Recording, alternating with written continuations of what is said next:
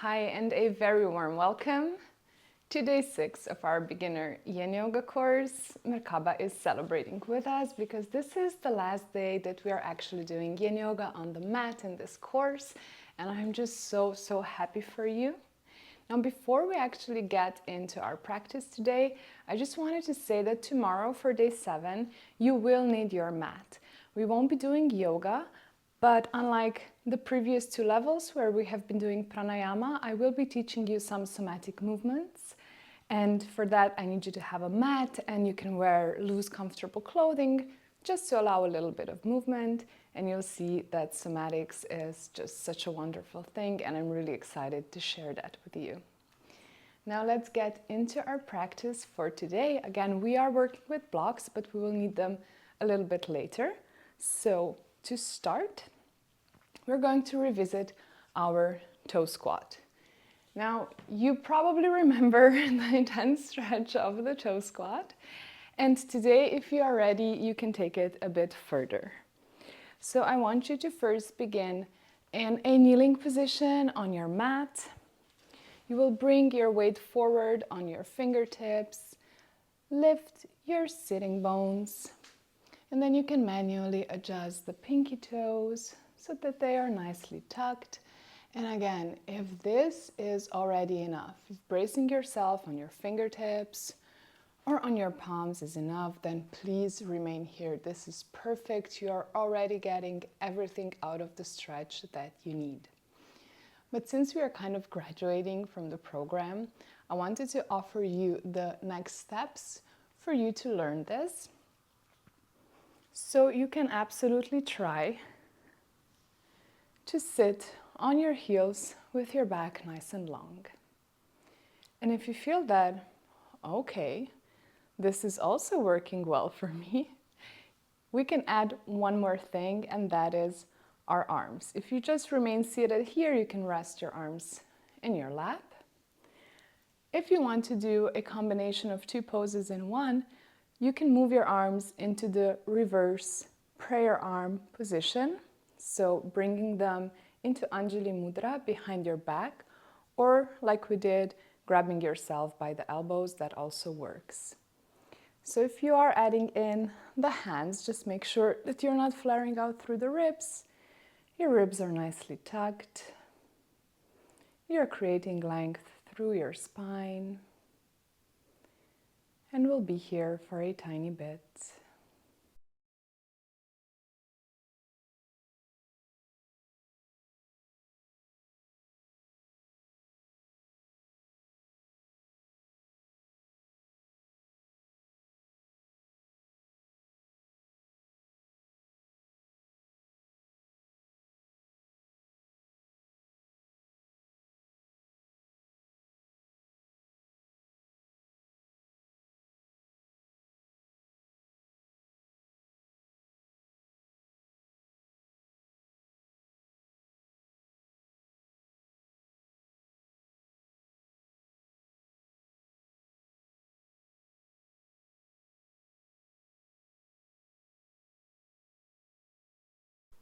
If you were doing the variation with your arms, first release the arms and then bring your weight forward onto your hands, and we'll just paddle out the feet.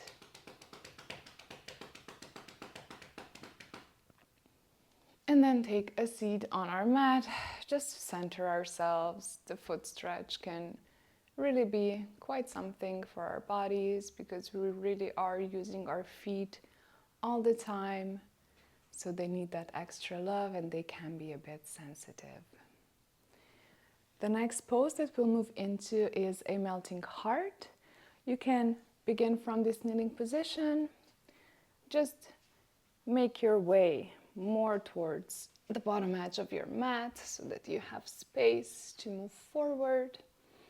And then from a tabletop position, just walk your arms out in front of you, keeping your hips stacked over your knees as you bring your forehead to the mat. And settle into the pose.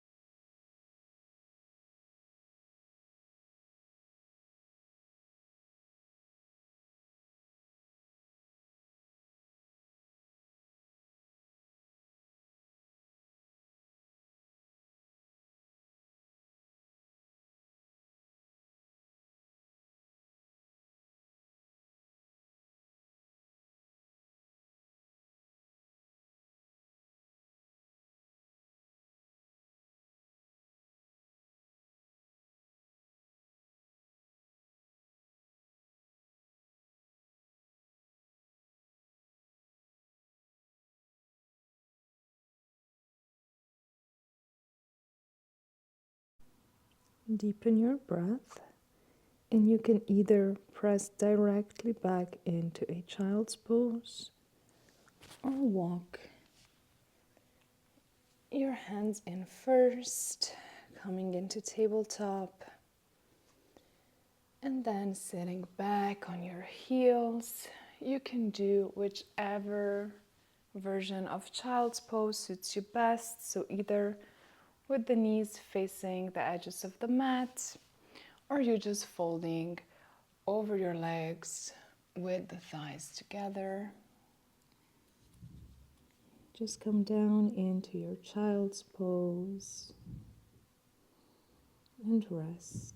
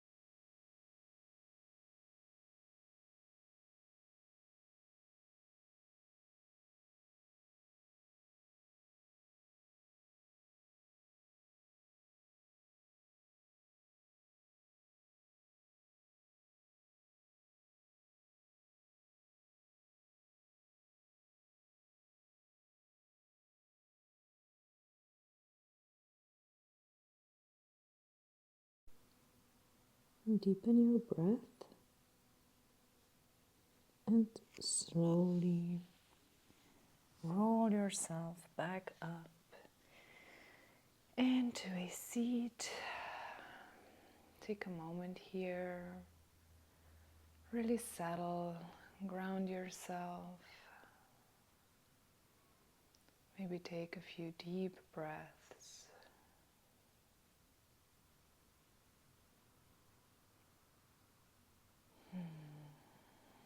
And when you're ready, you can grab your blocks and prepare them for a supported fish.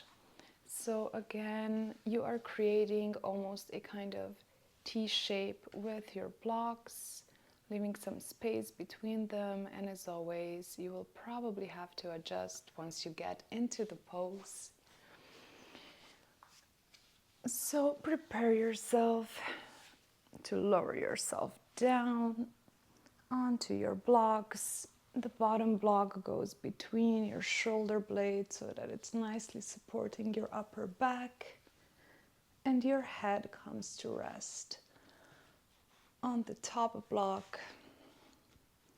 Really find what works for you, because you want to be the most supported as possible in this pose. And today I wanted to offer you two options. Once you get settled here, you can, like we did the first time, extend your legs long and let them flop, basically creating Savasana legs. Or if you want to try something different, you can bring your legs into a butterfly. So the feet come together, the knees apart, and your hands can come to rest down by your sides, really relaxing through the shoulders regardless of which leg variation you are in. Move around a bit if you still have to find that perfect support. And then you can rest here. This is such a beautiful chest opening pose. It really opens our hearts, stretches the fascia on our chest, our pectoralis muscles,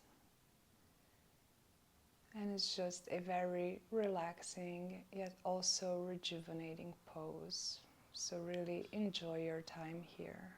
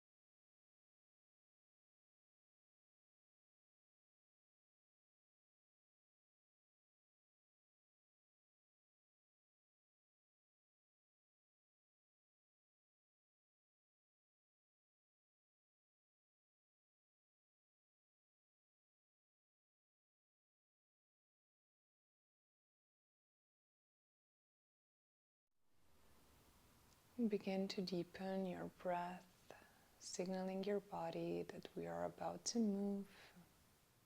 And if you are in a butterfly version, you can use your hands to assist your legs to face the ceiling.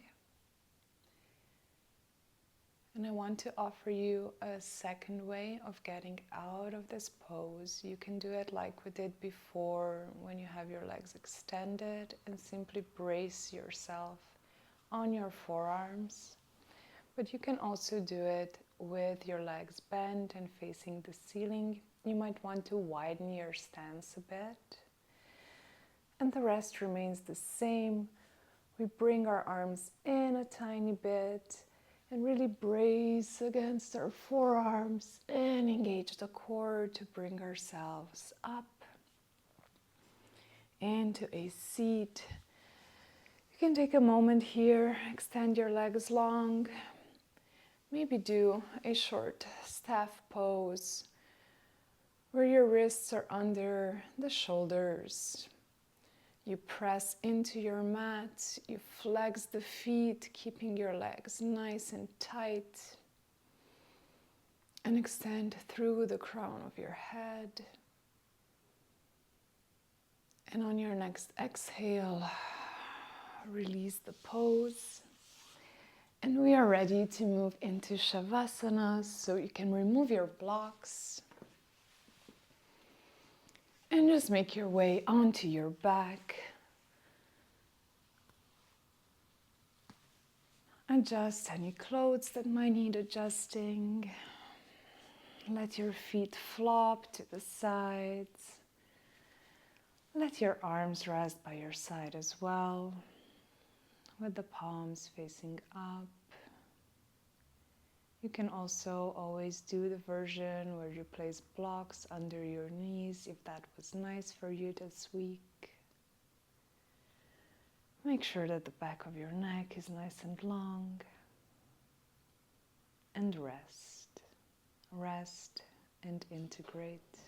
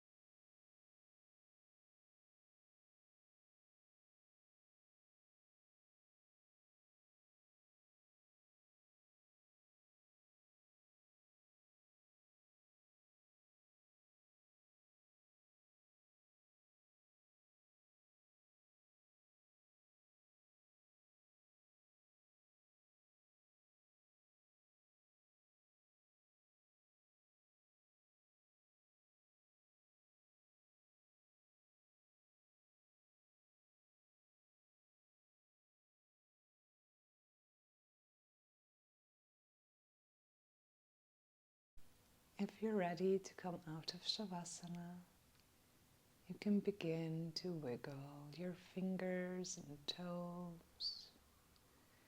Maybe do a few no motions with your head, just rolling your cheekbones side to side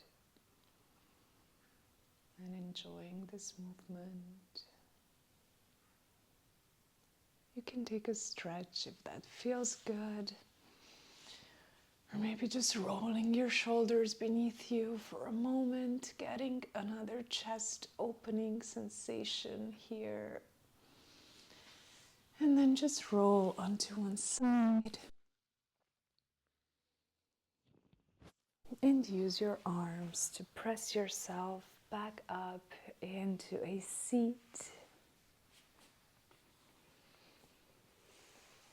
Place your hands together at the heart in Anjali Mudra. Close your eyes and thank yourself. Thank yourself for this gift of Yin Yoga, for your commitment, for honoring your own needs, for nourishing your nervous system, your mind, your spirit,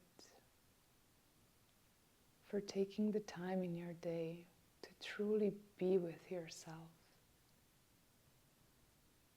to honor yourself in this way.